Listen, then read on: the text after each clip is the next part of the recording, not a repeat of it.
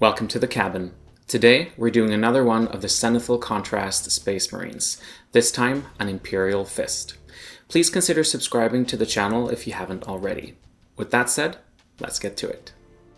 So after the last video, when I painted a Blood Angel, there were a few requests about which chapter I should do next.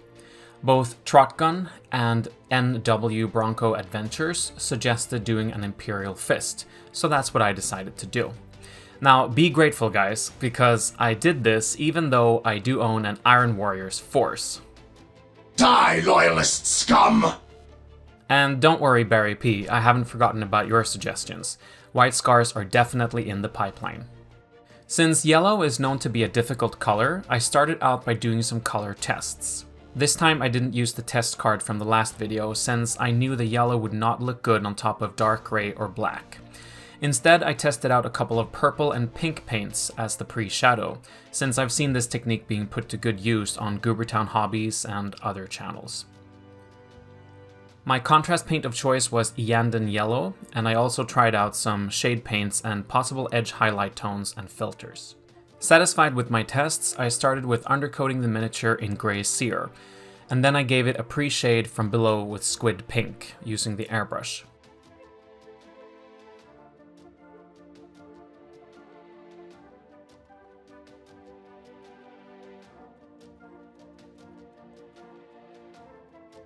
Finally, I applied a Zenithal highlight with Liquitex Titanium White. This provides a good mix between shadows and highlights. If you don't have an airbrush, you could always use a spray can of similar colors and spray carefully from above and below respectively. After this, I used the contrast paint from the test before, Iyanden Yellow. You can paint this on with a paintbrush, but again I wanted it to go on smooth and evenly, so I did it through the airbrush.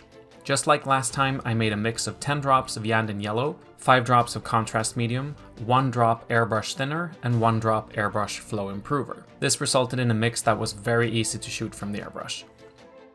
With a nice blend between the shadows and highlights of the armor panels, I varnished the model with gloss varnish to prepare it for the next stage.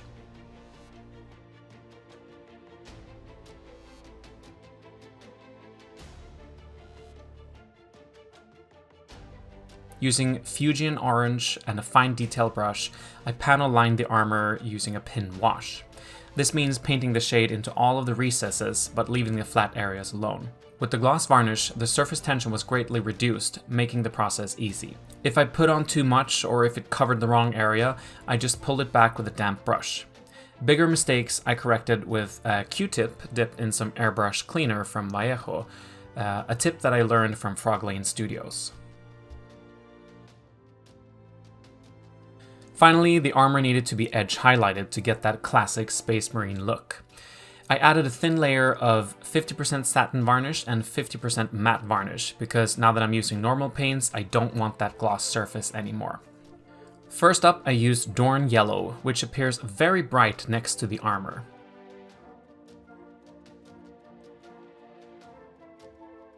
The final edge highlight was White Scar, which I was quite selective with and applied only for the sharpest edges. To bring everything together and saturate the yellow a bit more, I applied a filter of Flashgitz Yellow, diluted with a huge amount of Lamian Medium, about 90% I would estimate. This was especially important for the shadowy areas, where the Dorn Yellow was a bit too bright in hindsight. I added another thin layer of 50% satin varnish and 50% matte varnish to kind of save this state of the armor as I moved on to the details. This way I could use the Q-tip method again if I made any mistakes. That's all the armor done, which for a Space Marine means we're almost done. The Imperial Fists also have some black areas in their paint scheme. I base coated the pouches, the trims on the shoulder pads, and the bolt gun panel with Abaddon Black. These areas were then edge highlighted with Ashen Grey all over,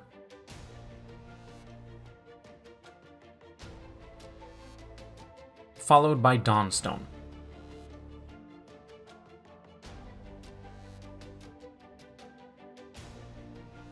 The final edge highlight was Administratum Grey, again only for the sharpest edges.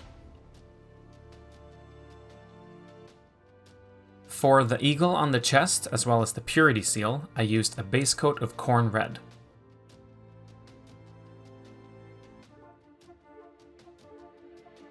before giving it a wash with Caribou Crimson.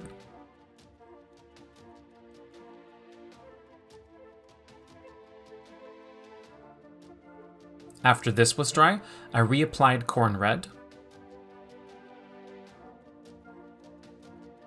followed by a layer of Screamer Pink.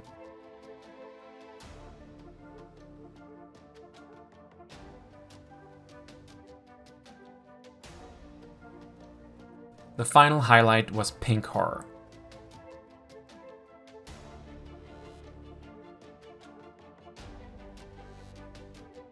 As a filter, to make it read as a little more red, I applied some Blood Angels Red diluted with Contrast Medium.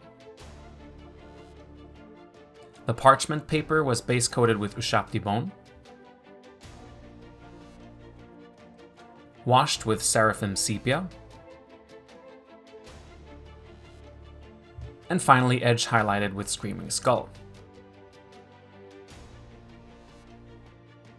Thin lines of writing were added with Abaddon Black.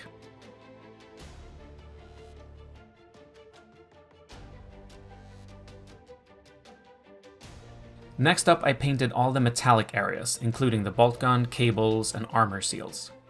I base coated these with Lead Belcher, and then I washed them with Nuln Oil.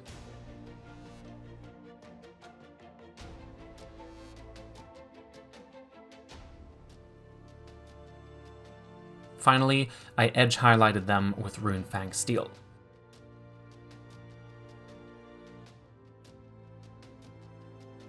All that's left now are the eye lenses, which I base coated in Abaddon Black.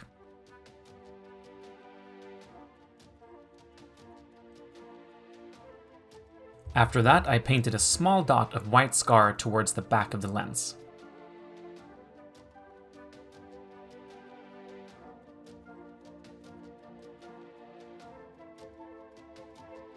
Next, I layered on some Altdorf Guard Blue towards the front of the lens.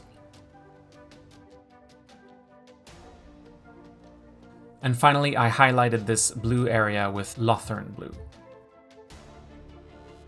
That's the painting done, but we need to apply some transfers as well.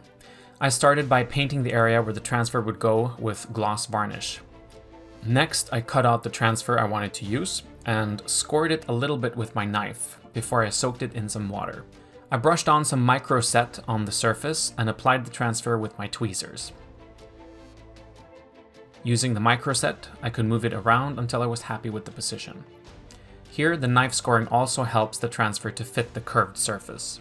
After dabbing off the excess liquid with a paper towel, I applied some micro sol over the transfer to help it find its shape even more. After about 20 minutes, I applied gloss varnish over the area once again. The whole miniature was then given a coat of 50% satin varnish and 50% matte varnish.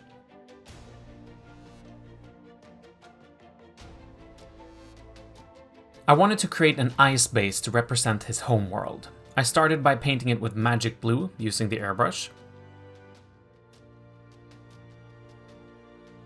I applied some electric blue to the mix and highlighted it towards the center. If you don't have an airbrush, you could always dry brush this on instead, or even wet blend it if you want. For the final highlight, I added some dead white into the mix.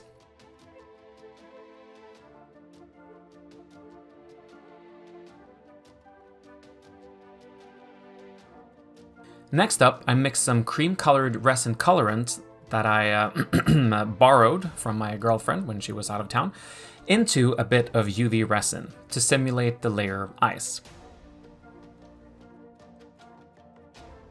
After having taped the rim of the base, I carefully applied the resin mixture and cured it with UV light. In hindsight, I could probably have used slightly less colorant so more of the blue could be seen, but I'm still happy with the look I achieved. After I removed the tape, I added extra resin for any areas with air bubbles or other defects. Then I used a hobby knife and some increasingly fine grit foam sanding pads to make the surface more even. To bring back the shine, I used some gloss varnish over the entire surface. To finish it off, I added some Valhallan Blizzard texture paint, as well as liquid frost to simulate snow and frost on the ice. After having cleaned up the rim of the base with Abaddon Black, I attached the miniature to the base, and the Son of Dorn was finally done. So, now I have some target practice for my grumpy Iron Warriors. Well, jokes aside, I am really happy with the results on this one, and I'm excited to do more of the first founding chapters. Let me know what you want to see in the comments down below. Thank you so much for watching. If you found this useful, please consider giving it a like, and if you want to watch more painting videos, please check out my channel. Feel free to subscribe if you want to be notified about future videos. See you next time. Good luck with your miniatures.